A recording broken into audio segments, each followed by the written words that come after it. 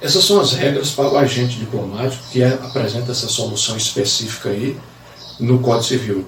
Mas o domicílio também é muito importante na estruturação não só de contratos, de negócios e atos jurídicos, mas de peças jurídicas. Tudo isso hoje se exige na formalização do domicílio da pessoa que está entabulando esses negócios. No mesmo passo que é importante trazer a qualificação, os documentos, o domicílio, para se localizar posteriormente essas pessoas no caso de resolução, extinção dos negócios. A maioria das pessoas estão entabulando negócios jurídicos e nesses negócios jurídicos, além de trazer as qualificações, no rol das suas qualificações do seu domicílio, eles poderão apontar entre as cláusulas do negócio jurídico o domicílio para execução ou para dirimir aquele contrato, aquele negócio que estão entabulando. Olha, havendo desentendimento nesse contrato, o foro competente será o da comarca X, Y ou Z. Eles podem trazer e definir o domicílio do foro que será competente para dirimir no caso de conflito, de desentendimento entre as partes no negócio entabulado. Envolvendo as questões de competência absoluta, nós temos matéria, pessoa e função. E na competência relativa, que está distrita ao território, onde nós vamos entender que nesse contexto de território está exatamente o domicílio e o valor das ações. Importante exaltar o domicílio a todo momento nos negócios entabulados, na qualificação de escrituras, registros documentais. As pessoas, quando vão fazer o processo de habilitação para casamento, lá no pacto nupcial já vem a qualificação dos nubentes e no processo de habilitação em cartório também.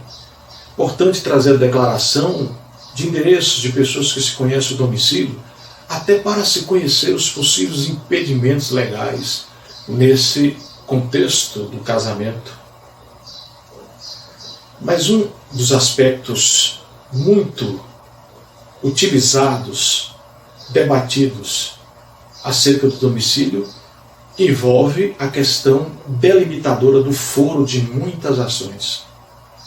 O foro como elemento de constituição e validade regular do processo.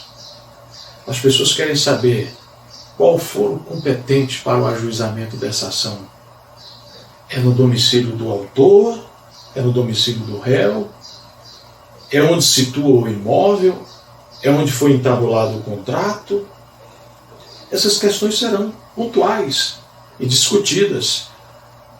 E aí vai aparecer o domicílio como um elemento que envolve esse contexto dessa competência relativa abrangendo o território. Nós vamos analisar que, por exemplo, tivermos uma ação envolvendo direitos pessoais, direitos reais sobre imóveis ou imóveis, o foro competente para o ajuizamento será do domicílio do réu. Havendo mais de um réu, qualquer desses domicílios, não tendo domicílios réus, o autor pode escolher o seu próprio domicílio. Nós vamos ainda analisar, como dissemos anteriormente, das ações de família, o foro competente será o domicílio do incapaz ou do seu representante legal. Nas ações de inventário, o domicílio será aquele em que o falecido tinha em vida. O domicílio dele era na cidade tal, na comarca tal. É ali que deve ser ajuizada a ação de inventário. Há alguns aspectos interessantes que envolvem essas questões, circunstâncias definidoras da competência no inventário, pois que, não localizando o domicílio do falecido, A segunda alternativa seria a situação dos seus bens. Ele vai analisar em que local tem o maior número de bens.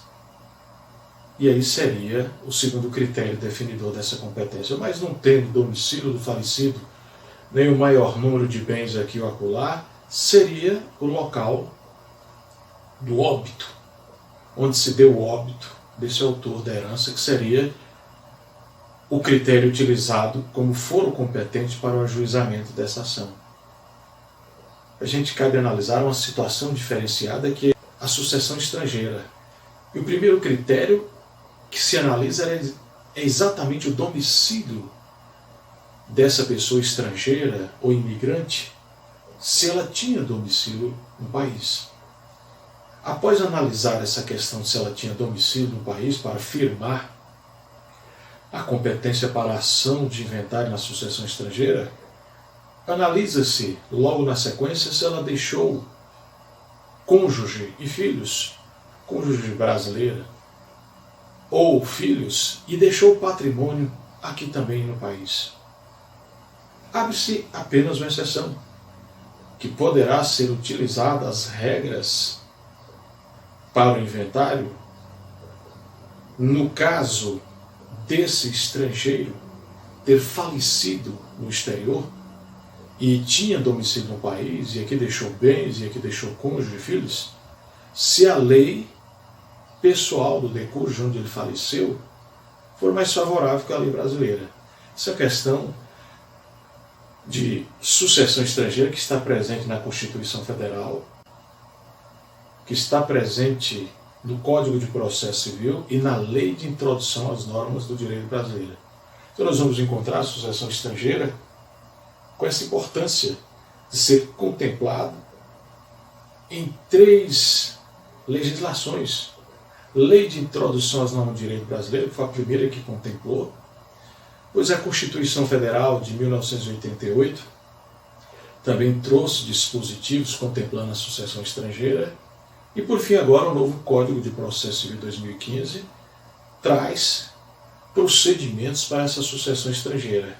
Mas o domicílio será relevante nesse contexto para se definir qual o foro para o ajuizamento dessas ações de inventário nesse contexto da sucessão estrangeira. Nós vamos analisar que esse domicílio, portanto, traz todas essas circunstâncias importantes, não só para definir o local onde residem as pessoas e onde poderão ser procuradas para diligências processuais, citação, intimação, como poderão ser procuradas por credores para encaminhamento de boletos, de cobrança de taxa, de dívidas, enfim, para a localização dos seus familiares e parentes.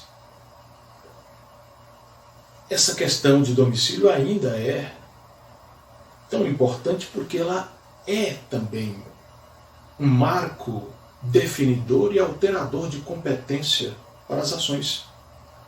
Quando do ajuizamento é preciso discutir, conhecer o domicílio para se protocolizar de forma correta e evitar a demanda arrastando, sendo procrastinada por falta de se conhecer o domicílio ideal.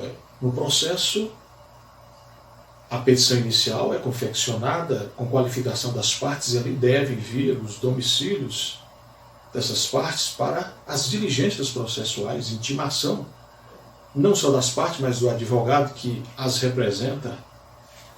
Como se vai fazer uma citação, intimação no processo, para as audiências, para suprir as deficiências no processo, se não se conhece o domicílio dessa pessoa. Então é importante esse elemento, e por isso ele aparece com tanto vigor na legislação civil e em outros tantos momentos na nossa legislação, como para a confecção, estruturação dos negócios, definição do foro competente para a execução dos contratos, dos negócios jurídicos, nas diligências processuais, na estruturação da peça de início no processo, segundo o artigo 319 do Código de Processo Civil. E ficamos nós por aqui. Até o nosso próximo.